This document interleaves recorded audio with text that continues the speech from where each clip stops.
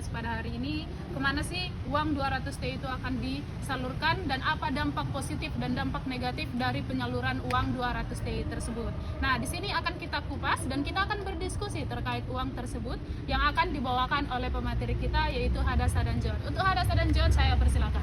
Oke, selamat kembali video yang tadi yang sudah ditonton, mana strategi besar yang sedang dijalankan oleh Menkyu kita Purbaya, Yudi Sadewa. Jadi masalahnya itu sangat sederhana dan mendasar sebenarnya, di mana ia mengatakan bahwa ekonomi itu seperti mesin yang pincang. Contohnya itu kita bayangkan bahwa roda motor itu kan ada dua, yang satu misalnya berputar dengan lancar, yang satunya macet. Seperti itulah kondisi perekonomian Indonesia saat ini. Sehingga untuk mengatasi masalah tersebut, Pak Menteri Purbaya punya strategi yang disebut quick in atau tindakan cepat, yaitu memindahkan uang pemerintah sebesar 200 triliun dari BI ke sistem perbankan nasional. Yang tadinya di BI itu tersimpan dana sebesar 425 triliun. Dari 425 triliun itu 200 diambil dan dipindahkan agar bisa mengalir ke tangan para pelaku usaha. Jadi semisal uang pemerintah yang hanya tersimpan di Bank Indonesia itu ya tidak ada gunanya untuk menggerakkan ekonomi real. Jadi dia ekonomi dana yang ada di Bank Indonesia itu kalau disimpan terus dia akan stagnan dan tidak akan bergerak. Kalau dipindahkan ke bank-bank komersial seperti 5 bank himbara itu, maka bank-bank itu akan bisa menyalurkannya dalam bentuk kredit kepada pengusaha atau pelaku usaha. Nah, disinilah kekuatan sektor swasta berperan. Menurut Pak Menteri, para pelaku usaha ini punya otak yang kreatif. Mereka akan mengubah dana 200 triliun ini menjadi pusat produksi yang baru, yang dimana ini akan menciptakan lapangan kerja baru dan melahirkan aset-aset produktif. Secara ekonomi, dana ini akan mendorong dua komponen utama dalam perhitungan PDB, yaitu investasi dan selanjutnya itu konsumsi. Yaitu saya tambah I, tapi yang duluan itu investasi dulu baru konsumsi. Jika ada lapangan kerja baru itu yang diinvestasikan tadi, maka akan berdampak ke daya beli masyarakat meningkat. Karena adanya lapangan kerja baru ini akan memberikan tambahan penghasilan kepada masyarakatnya, sehingga daya beli masyarakatnya itu ada bertambah. Dengan naiknya konsumsi maka PDB kita akan tumbuh. Itulah yang kita sebut sebagai efek berganda atau multiplier effect. Dana sebesar 200 triliun itu berasal dari simpanan dana pemerintah. Simpanan dana pemerintah ini berasal dari sisa anggaran lebih atau disebut SAL dan atau sisa lebih perhitungan anggaran. Contohnya gini, sisa lebih perhitungan anggaran ini semisal RAPBN yang disahkan oleh Kemenkyu, DPR dan DPD. Misalnya mereka merencanakan RAPBN itu ini misalnya 300 triliun gitu. Tapi yang terrealisasi dalam tahun berjalan itu sekitar 250 triliun, sehingga ada lebihnya itu 50 triliun. Dan ada namanya sisa kurang perhitungan anggaran atau SIPA, yang tadi itu namanya SILPA. Sisa kurang perhitungan anggaran ini berasal dari penerimaan negara. Penerimaan negara itu berasal dari pajak dan bukan pajak. Oke. Pajak itu ya wajib pajak ataupun pendapatan dari pajak, dan bukan pajak ini bisa berasal dari sumber daya alam seperti bank misalnya. Tapi yang mereka dapat dari tahun berjalan itu yang tadi mereka prediksi 300 triliun per tahun itu penerimaan negara. Sedangkan aslinya yang mereka dapat dari penerimaan negara tadi 350 triliun gitu. Jadi ada lebihnya 50 triliun. Sisa lebih anggaran atau SAL tadi ada 100 triliun. Itulah yang merupakan dana pemerintah tadi. Dan yang kedua mungkin kenapa hanya Kepeng Himbara saja yang mereka sebutkan, kenapa tidak ke non Himbara gitu kan. Jadi Kemenku memilih penyuntikan ke Himbara dan bukan ke Bank non Himbara itu adalah karena targetnya. Selain Bank Himbara itu lebih mencakup luas wilayahnya. Bahkan di wilayah pesisir atau pelosok pun dapat mencakup sekalipun, sehingga membuat masyarakat di pelosok juga dapat dengan mudah merasakan efek dari kebijakan tersebut. Yang ketiga mungkin ada yang bertanya juga, kenapa kebijakan ini dibuat, apa tujuannya? Jadi seperti yang dijelaskan di video tadi, bahwa sektor swasta itu sangat berperan penting atau itu merupakan tulang punggung dari pertumbuhan ekonomi kita. Bahkan mereka mencakup 90% kontribusinya terhadap perekonomian, yang dimana justru melambat dan berhenti. Dan jika uang pemerintah tadi yang disimpan di BI itu hanya disimpan begitu aja, ya agak bakal bergerak itu. Makanya Kemenkyu mengusulkan membuat kebijakan ini untuk menyalurkan dana yang stagnan tadi ke bank-bank himbara supaya bergerak gitu ke sektor-sektor real. Dan mereka berharap ini akan menimbulkan multiplier effect. Ini juga terhubung dengan teori-teori ekonomi makro yaitu Keynes. Supaya kita terarah nih pembahasan kita untuk teori-teori yang mendasari pembuatan kebijakan ini atau isu ini, yang pemindahan saldo 200T ini ke bank-bank himbara. Kayak yang pertama itu adanya teori fiskal ekspansif. Mungkin kita udah tahu ya teori fiskal ekspansif. Teori fiskal ekspansif ini secara sederhananya bisa kita anggap sebagai cara pemerintah untuk menggerakkan ekonomi dengan menambah belanja atau likuiditas. Ini merupakan teori makro dari aliran Keynes. Jadi si kebijakan fiskal ekspansif ini diharapkan bisa menaikkan anggaran belanja atau menurunkan pajak. untuk meningkatkan daya beli masyarakat dan merangsang pertumbuhan ekonomi ketika kondisi ekonomi melemah. Nah, kita tahu bahwa kondisi ekonomi kita sekarang melemah, bahkan mulai pasca COVID dan perang-perang di negara lain juga berdampak pada kita. Oke. Nah, itulah tujuan dari si pemindahan dana ini, dan landasannya itu dari teori ekspansif. Jadi, teori ekspansif ini juga bisa dijalankan untuk meningkatkan agregat demand atau permintaan agregat melalui peningkatan government spending atau transfer pemerintah ke daerah-daerah. Dana tadi yang 200 T itu disalurkan ke bank yang sudah dipercayai, dan dari bank-bank ini akan disalurkan ke sektor-sektor yang real tadi, yang kayak UMKM, manufaktur industri.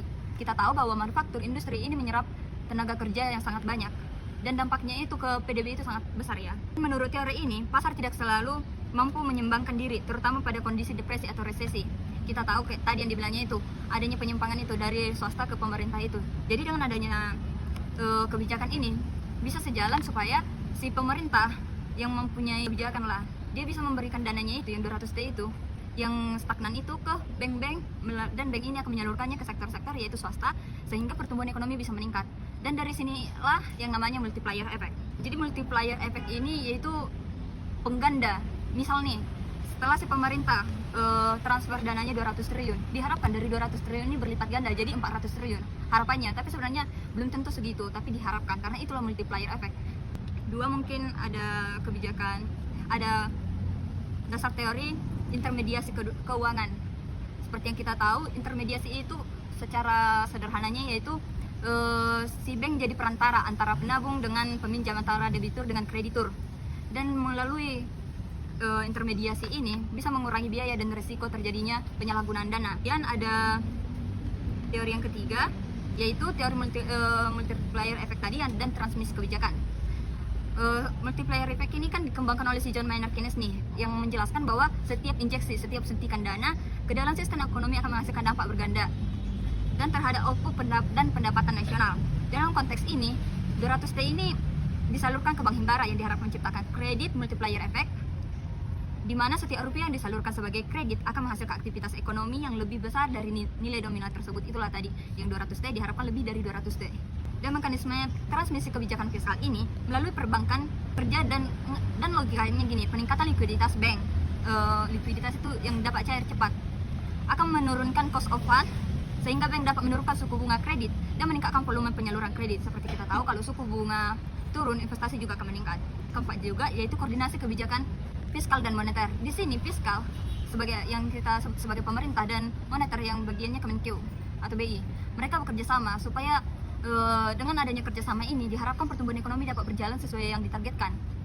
Seperti yang kita tahu, ini targetnya Purbaya berharap tahun ini bisa mencapai 6% pertumbuhan ekonomi, dan semoga terrealisasikan melalui kebijakan ini. Oke, kemudian adanya teori targeting dan efektivitas kebijakan. Targeting ini bisa kita asumsikan sebagai gini, si Kemenkeu hanya menetapkan 5 bank doang, karena mereka berharap si bank-bank ini yang kelima ini, yaitu BRI, BNI, Mandiri, BTN, sama BSI ini bisa menjadi penyalur dana yang tepat, karena mereka juga punya kepercayaan di mata masyarakat. Dan seperti yang dijelaskan tadi, bahwa pemilihan bank-bank ini karena apalagi BRI, BNI, dan Mandiri yang cakupannya lebih luas ke pelosok-pelosok, jadi semua masyarakat bisa merasakan. Dan itulah mengapa di BRI, BNI, sama Mandiri dananya lebih besar, yaitu 55 triliun, sedangkan BTN 25 triliun dan BSI hanya 10 triliun. Ini mencerminkan pendekatan yang mempertimbangkan kapasitas dan peran-peran bank dalam sistem perbankan nasional, dan adanya larangan dana untuk pembelian surat berharga negara atau SBN, dan kewajiban pelaporan bulanan kepada Kementerian Keuangan menunjukkan penerapan prinsip accountability dan monitoring dalam implementasi kebijakan ini. Jadi kita sebagai masyarakat awam pun bisa melihat nih akuntabilitasnya, perhitungannya, dan transparansinya dana ini disalurkan kemana. Tapi balik lagi, kebijakan ini pasti ada positif negatifnya, ada pro kontranya, mulai dari kebijakan ini diterapkan. Mungkin kita bisa lihat dari bagian pro-nya dulu. Yang pertama itu stimulus ekonomi yang tepat waktu dan tepat sasaran. Kebijakan pemindahan dana Rp 200 triliun rupiah ini patut mendapat dukungan karena timing dan targetingnya yang tepat. Dimana kita tahu bahwa kondisi global saat ini sedang perang kurs tuh, sehingga adanya ketidakpastian ekonomi. Makanya pemerintah perlu mengambil langkah antisipasi untuk menjaga momentum pertumbuhan ekonomi domestik. Dana disalurkan dalam pembagian yang proporsional sesuai kapasitas masing-masing kepada masing-masing bank tadi, dan wajib dilaporkan setiap bulan. menunjukkan bahwa kebijakan ini dirancang dengan matang dan disertai mekanisme pengawasan yang ketat oleh Kemenq, OJK, dan Bank Indonesia. Pemilihan bank-bank himbara sebagai penyaluran ini juga strategis karena bank-bank ini memiliki mandate untuk mendukung program-program pemerintah dan memiliki jangkauan yang lebih luas ke seluruh Indonesia. Berbeda dengan stimulus melalui transfer langsung atau tax cut yang membutuhkan proses birokrasi yang panjang, kebijakan ini dapat segera diimplementasikan dan dapat dirasakan dalam waktu yang relatif singkat. Hal ini sangat penting dalam konteks ekonomi recovery yang membutuhkan respon cepat dari pemerintah. Yang kedua itu ada penguatan sektor real dan UMKM. Perspektif pro kedua adalah fokus kebijakan ini pada penguatan sektor real dan UMKM yang menjadi tulang punggung perekonomian Indonesia. Kebijakan ini sangat strategis karena melarang penggunaan dana untuk pembelian surat berharga negara atau SBN, memastikan seluruh dana mengalir ke sektor produktif yang menghasilkan output real dan menciptakan lapangan kerja baru. UMKM yang selama ini menghadapi tantangan akses pembiayaan akan mendapatkan manfaat yang signifikan, terutama mengingat komitmen yang kuat dari bank-bank himbara dalam penyaluran kredit usaha rakyat atau KUR dan berbagai skema kredit UMKM lainnya. Peningkatan akses kredit ini akan berdampak langsung pada produktivitas dan daya saing usaha kecil menengah atau UMKM, sejalan dengan target pemerintah meningkatkan kontribusi UMKM terhadap PDB dan ekspor nasional. Lebih dari itu, penguatan UMKM akan mendorong pemerataan ekonomi karena sebagian besar UMKM akan beroperasi di daerah-daerah di luar pusat kota atau ekonomi utama. Sehingga stimulus ini tidak hanya mendorong pertumbuhan, tetapi juga didistribusikan kesejahteraan yang lebih merata. Yang ketiga itu ada sinergi kebijakan fiskal dan moneter yang optimal. Dukungan Bank Indonesia terhadap kebijakan ini menunjukkan adanya sinergi yang baik antara otoritas fiskal dan moneter atau antara pemerintah dan Bank Indonesia. Bank Indonesia menyambut baik kebijakan fiskal yang lebih ekspansif, termasuk pemindahan dana pemerintah yang semula ada di Bank Indonesia kepada perbankan untuk menambah likuiditas. Sinergi ini sangat penting dalam memastikan efektivitas kebijakan ekonomi makro. Koordinasi yang baik antara Kementerian Keuangan dan Bank Indonesia akan memastikan bahwa kebijakan ini tidak menimbulkan trade-off yang merugikan, seperti tekanan inflasi yang berlebihan atau ketidakstabilan nilai tukar. Bank Indonesia dapat menggunakan instrumen-instrumen moneternya untuk memitigasi potensi risiko yang mungkin timbul dari kebijakan ekspansif ini, misalnya inflasi tadi. Selain itu, dengan adanya dukungan Bank Indonesia, kebijakan ini dapat segera diinterpretasikan dengan berbagai program dan inisiatif Bank Indonesia dalam mendorong pertumbuhan ekonomi, seperti program digitalisasi, perbankan, dan financial inclusion. Hal ini akan menghasilkan synergistic effect yang lebih besar dibandingkan jika kebijakan dilakukan secara terpisah. Sedangkan untuk bagian perspektif kontranya, mungkin kita bisa lihat dari YouTube di bagian di mana banyak perdebatan antara kebijakan ini bagus nggak, berdampak baik juga, nah gitu.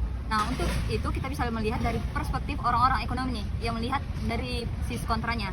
Yang pertama itu adanya resiko moral hazard dan inflation allocation. Nah moral hazard ini mungkin kita bisa lihat yang pertama memberikan komentar ini yaitu Indonesian Audit Watch atau IAW yang memberikan sorotan tajam terhadap langkah jumbo pemindahan 200 T ini karena dana 200 triliun ini bukan dana yang kecil. Untuk itu kita harus berhati-hati mengenai pemindahan dana ini, kita sebagai masyarakat pun bisa melihatnya. Dan untuk pemberian dana dalam jumlah besar tanpa mekanisme market disiplin atau pasar yang disiplin, mungkin akan mendorong bank-bank penerima yang 5 bank tadi itu melakukan penyaluran kredit yang tidak tepat sasaran, kurang berhati-hati. Dan ini bisa mengakibatkan bank-bank yang kelima tadi yang dengan mereka mendapatkan dana yang cukup besar itu untuk mereka tergoda nih untuk menyalurkan kredit secara agresif tanpa melakukan perhitungan nih kepada investment ataupun kepada pelaku-pelaku usaha yang membutuhkan dana tersebut. Ini akan meningkatkan resiko kredit bermasalah dan ini juga akan merugikan perekonomian Indonesia nih karena telah memberikan 200 triliun padahal efeknya itu malah menimbulkan kredit yang macet bahkan kredit yang bermasalah. Selain itu, tidak adanya mekanisme kompetisi dan penyaluran dana ini dapat mengurangi insentif bagi bank yang berinovasi dan meningkatkan efisiensi operasionalnya. Karena penyaluran dana ini hanya kepada 5 bank, tentunya si 5 bank ini punya dana yang cukup besar nih di tabungan mereka, kita anggap aja tabungan. Sementara bank-bank yang lain membutuhkan inovasi, membutuhkan dana yang cukup besar untuk menyaingi 5 bank tersebut yang tadi itu. Itulah mengapa bank-bank non-himbara di luar kelima bank tadi mungkin akan mengalami disadvantage karena tidak mendapat akses terhadap dana murah ini. Suku bunganya di himbara ini kan bakal murah nih.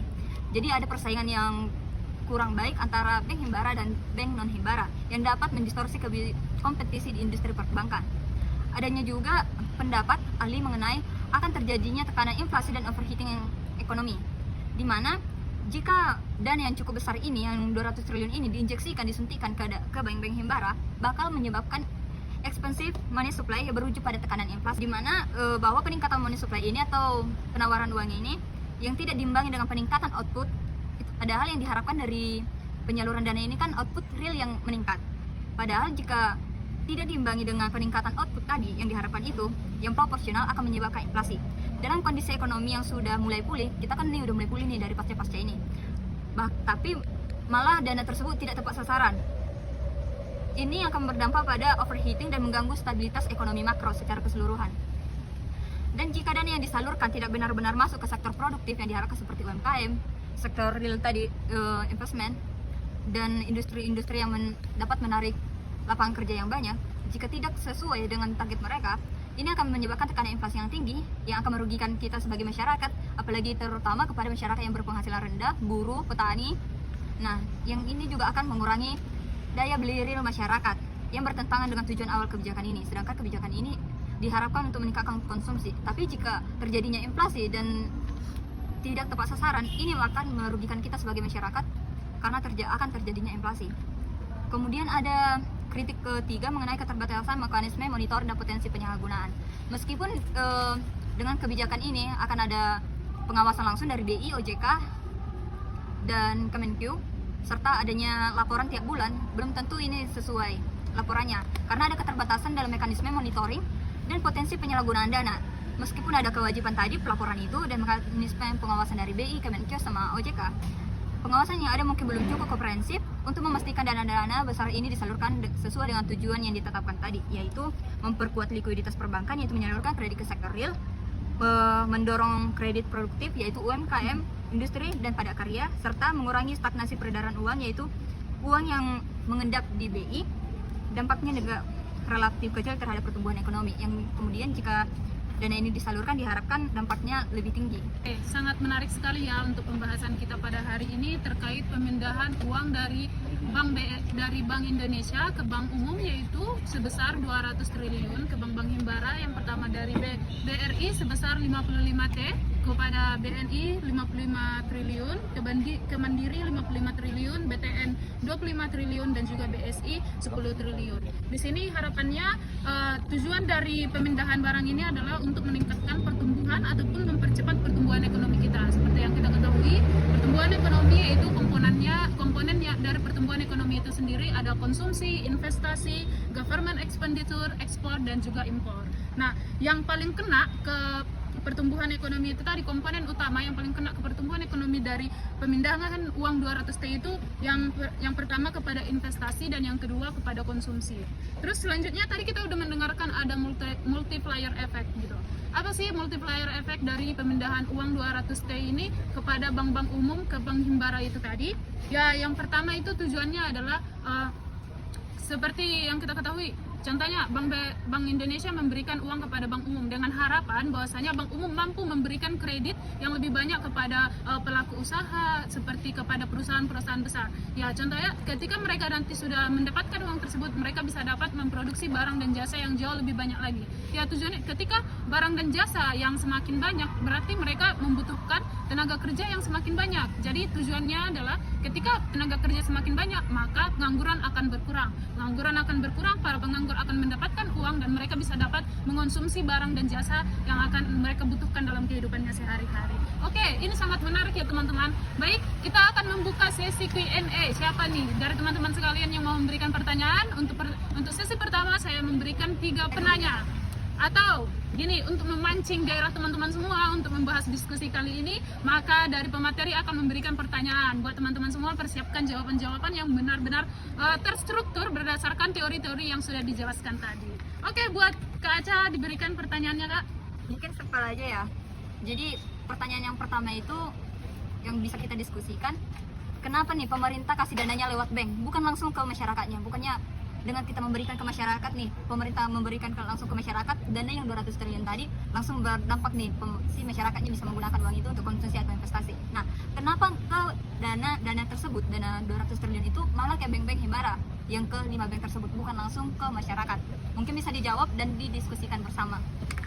Kenapa pemerintah itu lebih bilang membagi uang-uang yang 200 triliun itu langsung ke bank, nggak langsung ke orang? Karena kalau menurut saya, kalau langsung ke orangnya mana mungkin, karena kita tahu lah usaha di Indonesia ini banyak, jadi banyak apa itu usaha Indonesia ini, apalagi kan yang lebih ditujukan di sini ke UMKM ya. UMKM Indonesia itu kan bukan hanya ada contohnya satu, pasti ada banyak jenis-jenisnya. Jadi makanya dikasih ke bank itu supaya apa itu lebih merata pembagian uangnya. Habis itu kenapa hanya 5 bank itu yang dipilih? Karena kita lihat rata-rata yang disebut bank itu pasti orang Indonesia pada punya lah bank atau simpanan dalam itu.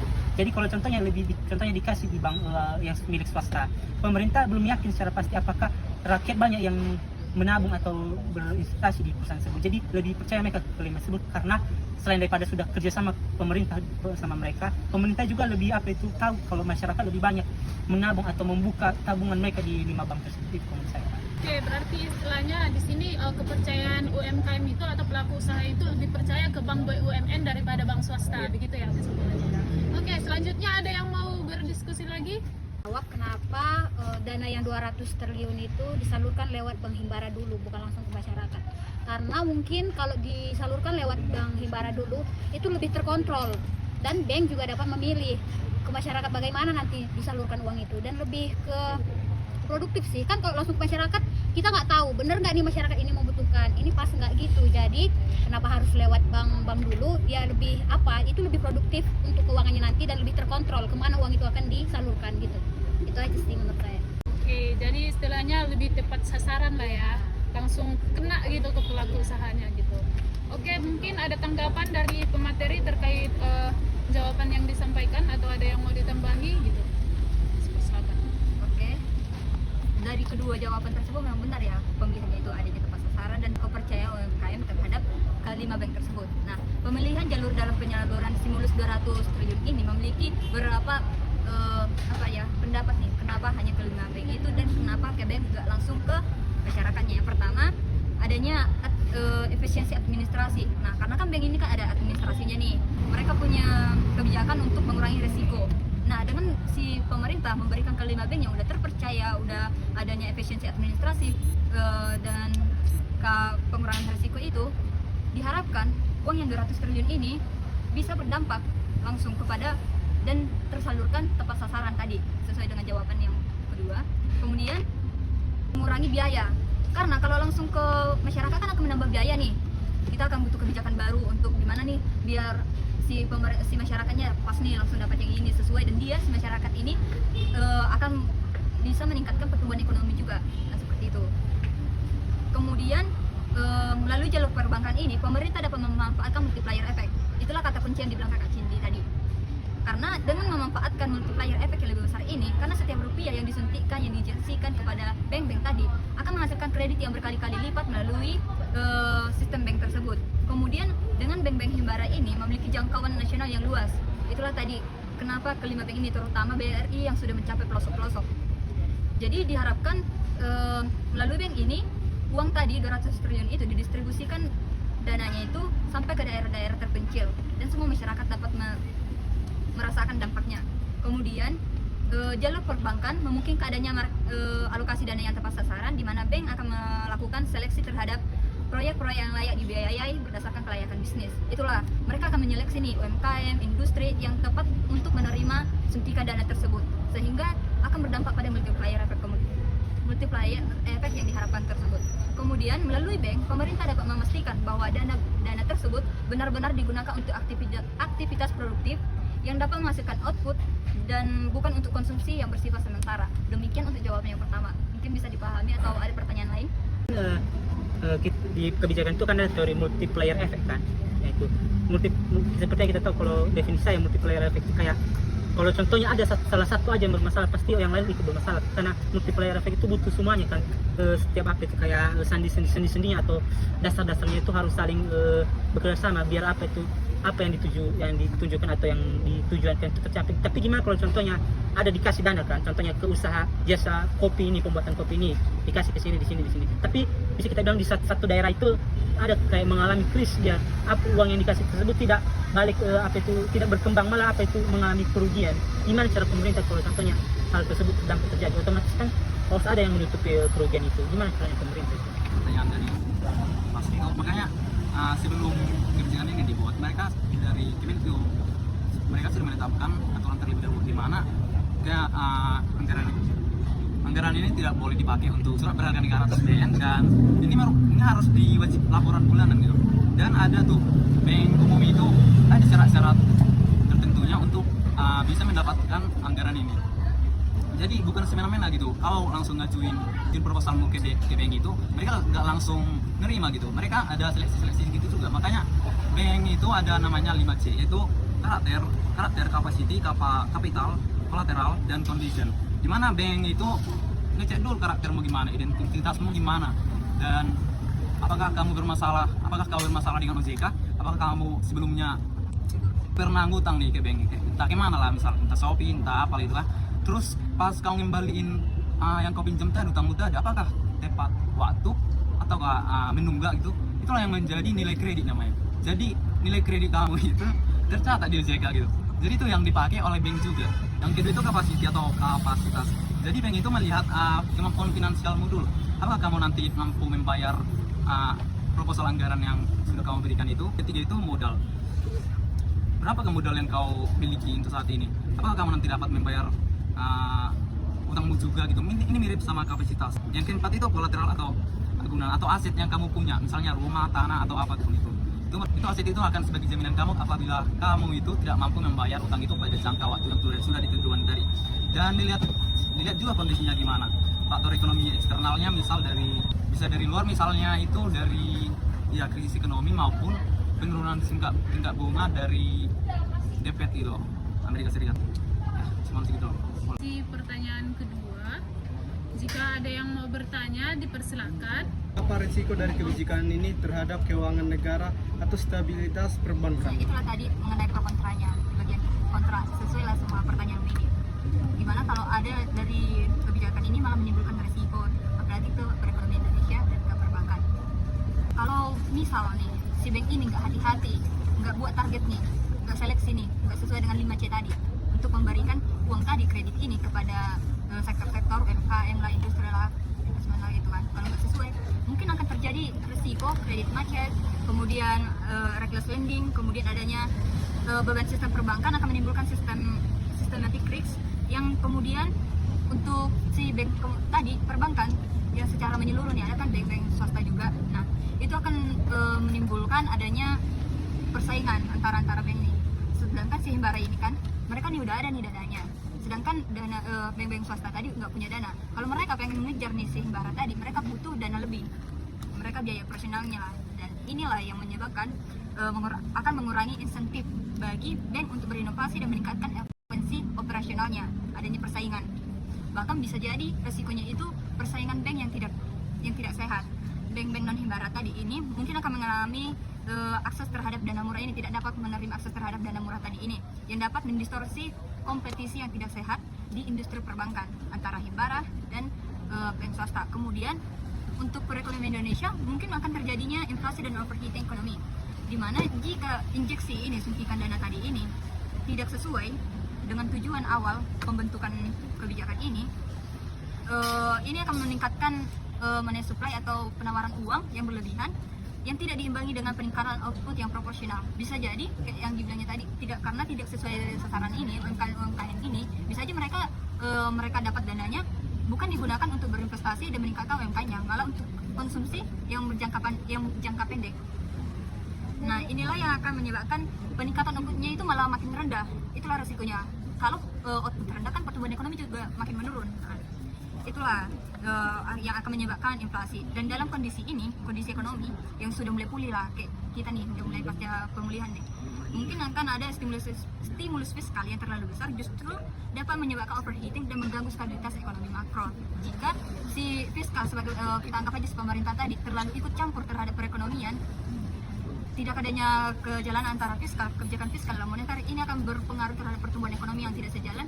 Yang mereka targetkan 6% bisa jadi malah turun dari yang mereka targetkan. Dan adanya tekanan inflasi ini, itulah tadi berpengaruh kepada kita semua masyarakat. Nggak cuma di sektor-sektor itu, kita masyarakat kecil pun akan terpengaruh karena akan mengurangi daya beli kita dan bertentangan dengan tujuan awal si kebijakan ini. Kemudian dari resiko kebijakan ini mungkin akan terjadinya keterbatasan mekanisme monitoring. Itulah pengawasannya yang tidak sesuai akan menyebabkan potensi penyalahgunaan dana. Tapi diharapkan itu tidak terjadi karena sudah ada tadi 5C, pengawasan dari OJK, BI, Kemenkeu, dan pelaporan wajib per bulan itu. Nah, diharapkan risiko-risiko tadi ini yang bagian kontra ini tidak terjadi supaya pertumbuhan ekonomi kita sejalan dan kita makin sejahtera. Oke, terima kasih. Pak Purbaya kan menegaskan bahwa dana ini tidak boleh digunakan untuk membeli surat berharga negara, melainkan harus masuk ke sektor real. Nah, jadi yang menjadi pertanyaannya itu Kak, kenapa dana tersebut dilarang digunakan untuk membeli surat berharga negara atau SBN? Bukankah itu juga aman bagi bank? Oke, terima kasih buat pertanyaannya. Buat membeli surat-surat berharga buat negara, karena otomatis kalau kita contohnya membeli surat-surat berharga buat negara, otomatis uang tersebut hanya berputar-putar terus di dalam pemerintahan.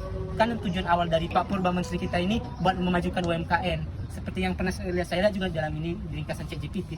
Kalau contohnya kita menggunakan uang tersebut untuk memberi surat-surat berharga buat negara, otomatis sama kita kembali ke zaman sebelum Bapak Dedi ini, karena rata-rata uang dipakai pada zaman tersebut hanya berputar dalam negara tersebut karena mereka menggunakan untuk membayar surat utang negara, kan ada surat utang negara itu. Nah itu mereka gunakannya hanya otomatis hanya dalam itu aja uang yang nggak berputar ke UMKM, otomatis karena hal tersebut tidak mau, menteri baru ini tidak mau hanya berputar-putar terus uang itu, makanya dia lebih fokus ke atau menyarankannya itu supaya uang tersebut jangan digunakan untuk membeli surat-surat berharga buat negara, tapi lebih ke memajukan UMKM. Itu menurut saya kenapa. Bagus. Berarti intinya adalah ketika Pak Menteri mengeluarkan uang dari BI disalurkan kepada bank-bank himbara, ternyata kembali lagi bank umum itu malah membeli SBI atau SBN. Ya mereka hanya minta sertifikat, uang itu kembali lagi ke BI, gitu kan? Berarti perekonomian itu tidak akan jalan. Sedangkan tujuan dari Pak Purbaya itu tadi adalah untuk menciptakan adanya multiplier effect. Betul, sama seperti yang dijawab oleh saudara Pasca tadi. Oke, selanjutnya ada yang mau menanggapi lagi? Simpel aja, sederhana aja. Jadi pertanyaan ini bisa kita jawab semua dan semua saya harapkan bisa berdiskusi. Nah, pertanyaannya itu gimana sih pemerintah memastikan uang 200 triliun ini yang sangat besar ini dipakai dengan benar dan dapat mendorong pertumbuhan ekonomi sesuai dengan diskusi-diskusi kita tadi. Itu aja pertanyaannya. Kalau cara pemerintah, ya kalau dari pemerintah pasti pemerintah menerapkan sistem pengawasan yang ketat sama banyak lah segala macam. Cuma saya lebih menekankan jangan hanya kalau ke pemerintah doang, masyarakat juga wajib sadar diri itu. Karena kalau hanya pemerintah yang sadar diri, kalau masyarakatnya juga nggak sadar diri, ya percuma pemerintah sudah itu. Ibarat kata lah, kalau contohnya kayak di sekolah itu guru sudah memberikan banyak ilmu, cuma kalau siswanya kurang ajar nggak mau mendengarkan, ya percuma kan. Jadi kembali semua kepada pribadi. Kalau contohnya pemerintah ada berusaha, masyarakat juga harus ikut saling berusaha dalam melaksanakan tersebut. Jangan hanya kayak pemerintah tahu bilang pemerintah korupsi, masyarakatnya sendiri melakukan tindakan korupsi secara tidak langsung. Itu menurut saya. Meningkatkan kesadaran Ya, masyarakat secara luas juga. Iya. Lagi mungkin lebih ke ke dampaknya terhadap ekonomi. Itu kan secara sosial kan. Nah, untuk ekonominya gimana nih teman-teman? Diskusi lagi nanti nih. Agar dana yang 200 triliun tadi itu tepat sasaran, pemerintah bisa melakukan beberapa langkah kepada sektor-sektor industri yang mendapat dana tersebut.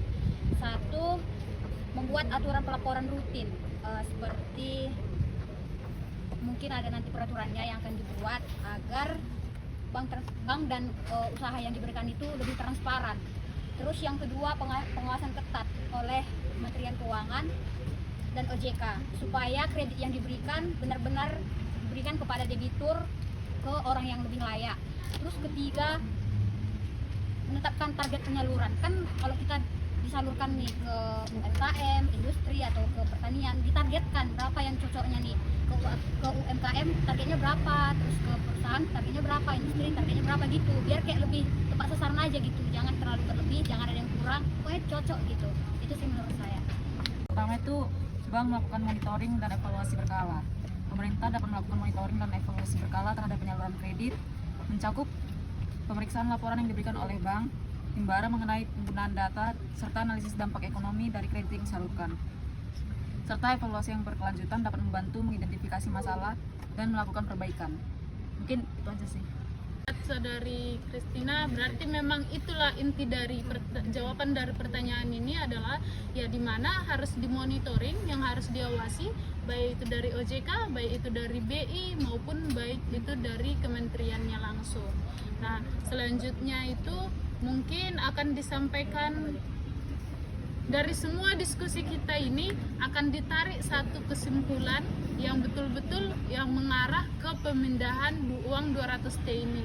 dan apa dampaknya dan bagaimana realisasinya. Diskusi yang sangat menarik ya mengenai pemindahan dana 200 triliun ini. Nah, untuk kesimpulannya bisa kita tahu bahwa kebijakan pemindahan 200 triliun ini dari Bank Indonesia ke Himbara merupakan langkah kebijakan fiskal ekspansif sesuai dengan teori yang tadi, yang ambisius dan kontroversial.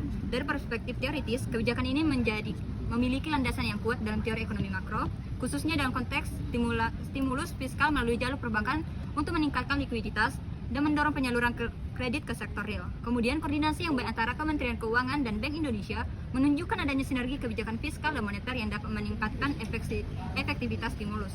Namun tentunya implementasi kebijakan ini juga menghadapi berbagai tantangan seperti yang telah kita diskusikan dan risiko yang sangat signifikan. Yang pertama adanya potensi moral hazard, distorsi kompetisi di industri perbankan, dan risiko inflasi yang menjadi concern utama yang perlu dimitigasi dengan baik. Keberhasilan kebijakan ini akan sangat bergantung pada kemampuan sistem perbankan untuk mentransmisikan likuiditas tambahan ke sektor produktif khususnya UMKM, serta efektivitas mekanisme monitoring dan evaluasi yang diterapkan. Dari analisis pro kontra yang telah kita jabarkan tadi, dapat disimpulkan bahwa kebijakan ini memiliki potensi dampak positif yang besar jika diimplementasikan dengan proper oleh pemerintah dan monitoring yang sangat ketat.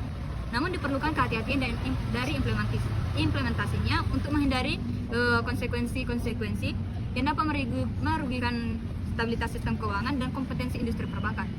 Kunci keberhasilan kebijakan ini terletak pada eksekusi yang tepat, monitoring, dan kemampuan untuk melakukan adjustment jika diperlukan berdasarkan